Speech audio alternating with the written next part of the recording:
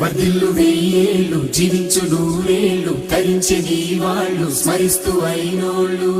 నేల తల్లి గొంతు ఎత్తి పల్లెలన్నీ పల్లవించి తెలిపినాయి నీకు ఈ క్షణం జన్మదిన శుభాకాంక్షలే